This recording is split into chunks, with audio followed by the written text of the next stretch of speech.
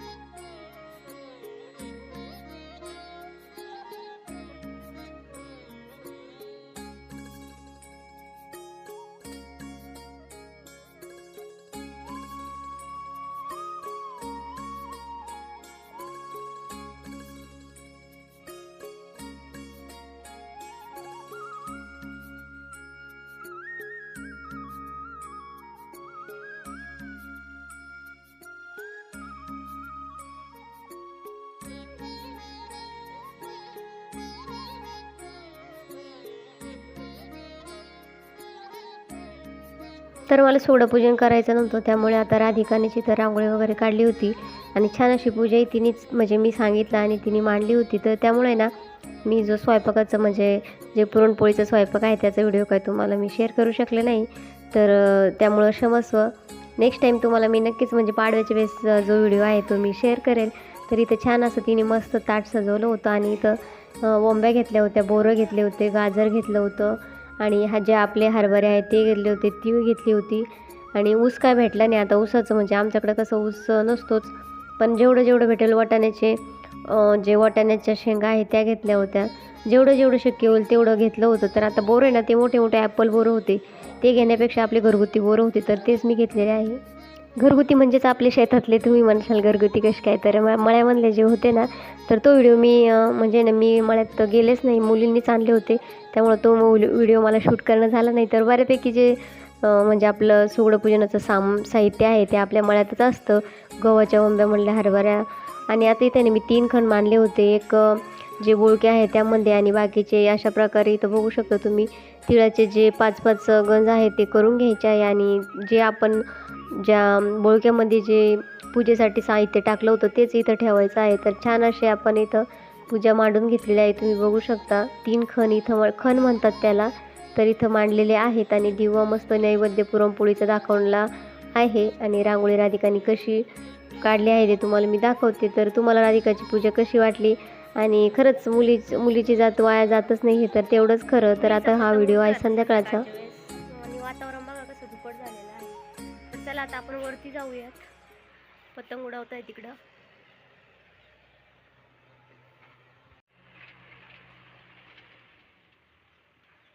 बघा आपला पतंग किती वरती गेलाय.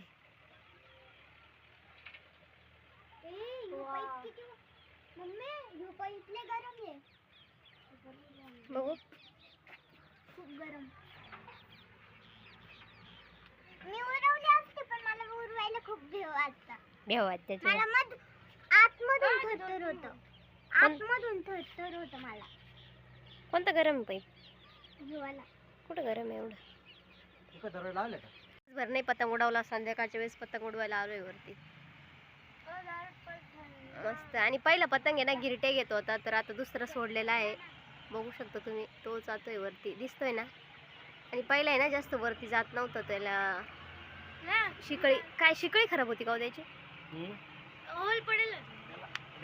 डॅमेज होतं वाटतं म्हणून तो वरती गेला नाही. बघा पतंगाला सुद्धा परिपूर्ण लागत तेव्हा काहीतरी तो वरती गेला. म्हणजे कोणत्याही गोष्टीला थोडीशी जरी चूक झाली तर ती काय सक्सेस होत नाही. ओ बेटा त्यांना आहे ना जेवायला द्यावं लागेल मग त्यांच्याकडे शक्ती आहे. खूप वरती गेलं ते कसं बघा किती वरती गेलाय. दिसतंय का? अंधार आहे ना हे बघा. हा दिसतंय. खूप वरती गेलेला आहे. खूप वरती गेलाय बघा तो. आता दिसत नाही. झूम केला तर दिसतो. आता झूम केल्यावरती नाही दिसत. जास्त वरती गेलाय. आता जास्त वरती गेला. आता नाही जास्त. बघा थोडं जरा मस्त. आणि हे बघा सोडून दे. संध्याकाळचं वातावरण आहे. आता आम्ही ना दरवर्षी असंच करतो. काय नाही होत आरू माऊ. आम्ही संध्याकाळच्या वेळेस ना असंच पतंग उडवायला सोडून देतो. आणि म्हणजे दिवसभर काय उडवत बसत नाही. फक्त संध्याकाळी ना हे असं उडवायला दिला का तो 2 दिवस उडतो. कटला तर कटतो कधी कधी नाहीतर असंच राहतो. आणि बघा आता संध्याकाळी मस्त गावाकडचं असं वातावरण आहे. आता काही ठिकाणी म्हणजे रोटरी वगैरे चालू आहे. आणि आता सर्व थकलेले आहे पतंग उडवून संध्याकाळच्या वेळेस. आणि आमचं पतंग उडवायचं काम चालू झालेलं आहे. तर चला आता मला स्वयंपाक करायचा आहे संध्याकाळचा. कारण सकाळी ना पुरणाच्या पोळ्या केल्या होत्या. हो ना पुरणाच्या पोळ्या केल्या होत्या. तर दोन्ही टाईम कसं गोड गोड खायला बरं वाटत नाही. तर आता आहे ना स्वयंपाक करते. आणि स्वयंपाक झाल्यानंतर बघते मी जर व्हिडिओ शेअर करणं झालं तर करते. चला तर मग यायचं तुम्हाला खाली मग. चल दादा आमच्या आरूला भीती वाटते बाबा. चला तर आता नंतर बोलते मी.